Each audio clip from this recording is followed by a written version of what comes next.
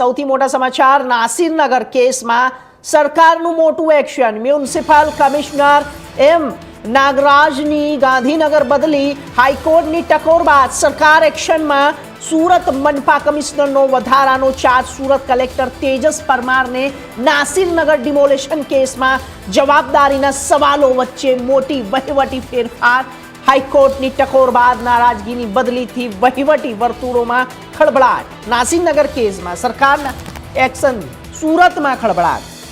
મોટા સમાચાર છે આપણે જણાવી દઈએ જ્યારે નાસિરનગર કેસમાં મ્યુનિસિપલ કમિશનર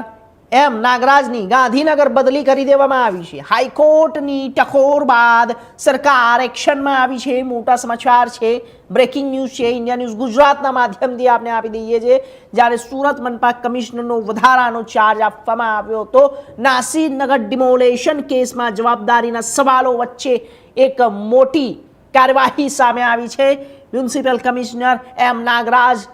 ની ગાંધીનગર બદલી કરી દેવામાં આવી છે હાઈકોર્ટની ટકોર બાદ સરકાર એક્શનમાં આવી છે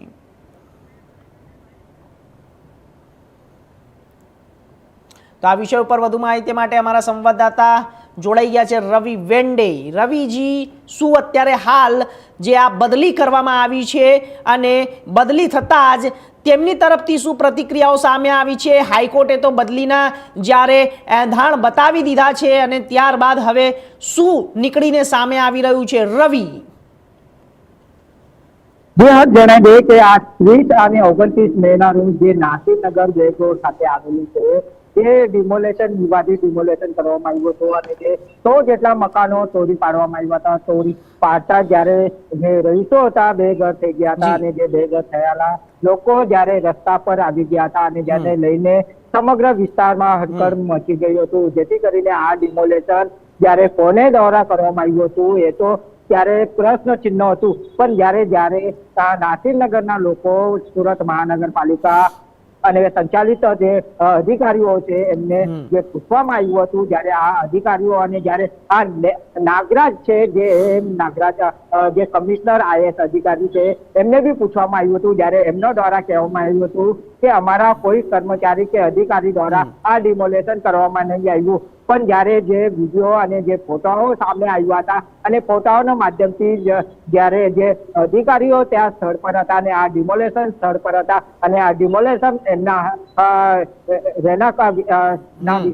થયું હતું જેને એ ઉપસ્થિત હતા જ્યારે એમના ઉપસ્થિતના કારણે જ્યાં આ ડિમોલેશન થયું હતું અને જે સમગ્ર મામલે જ્યારે જે રહીશો હતા જ્યારે હાઈકોર્ટનો દરવાજો ખટખટાયો હતો અને હાઈકોર્ટનો દરવાજો ખટખટાયા પછી જ્યારે આ હાઈકોર્ટ દ્વારા જે સમગ્ર મામલે જ્યારે હાઈકોર્ટ દ્વારા જ્યારે ટકોર કરવામાં આવ્યું હતું ગુજરાત સરકારને અને જે ગુજરાત સરકાર દ્વારા અત્યારે એક્શન મોડમાં આવીને જે એમ નાગરાજ છે એમને તાત્કાલિક ગાંધીનગર બદલી કરી દેવામાં આવ્યું છે અને સમગ્ર મામલે અત્યારે જે ચાર્જ છે જે કલેક્ટર છે એમને સોંપવામાં આવ્યું છે તેજસ પરમાર એમને સંપૂર્ણ રીતે અત્યારે જે રીતે જે ડિમોલેશન થયું છે એમની સંપૂર્ણ એમની તકેદારીમાં અત્યારે જોવામાં આવશે અને જે ડિમોલેશન થયા હતા જે બેઘર લોકો થયા હતા એમને ક્યાંક ને ક્યાંક વૈકલ્પિક જગ્યા મળે આ રીતની અત્યારે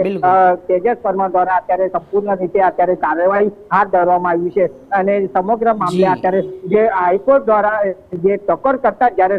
જે ગુજરાત સરકાર જાગી હોય અને આ જે એમ નાગરાજ છે એમને બદલી કરી દેવામાં આવ્યું છે અને જે રવિ સવાલ એ પણ ઉભો થાય છે એમને બી સસ્પેન્ડ કરાવી દેવામાં આવ્યું છે અને જે સમગ્ર મામલે જ્યારે આ વિવાદિત ડિમોલેશન ને લઈને જ્યારે નાગરાજને અત્યારે તાત્કાલિક બદલી કરી દેવામાં આવ્યું છે અધિકારીઓમાં અત્યારે ફફડાટ તૂટી પાડ્યું છે જી રવિ સવાલ એ પણ ઉભો થાય છે કે જ્યારે આવા પ્રકારનું જે વિવાદિત ડિમોલેશન સામે આવ્યું હતું હવે આ તો ડિમોલેશન કરીને જતા રહ્યા પરંતુ જે સામાન્ય જનતાને નુકસાન થયું છે તેની ભરપાઈ કોણ કરશે કારણ કે તેમની તો બદલી કરી દેવામાં આવી છે વાત બરોબર છે સરકાર એક્શનમાં હવે આવી છે હાઈકોર્ટના ચુકાદા બાદ આવી છે કારણ કે હાઈકોર્ટની જે ટકોર કરી છે ત્યારબાદ આવી છે પરંતુ ક્યાંક ને ક્યાંક જ્યારે આવા પ્રકારના જે કર્મચારીઓ છે તે કર્મચારીઓ જ્યારે કોઈ પણ જ્યારે સત્તાના પાવરમાં હોય છે ત્યારે તે લોકો પોતાના જાતને મહાન સમજતા હોય છે અને સાથે જનતાનું પણ નુકસાન થાય છે, એના ઉપર શું? જી ખરેખર હશે કે આ સત્તાને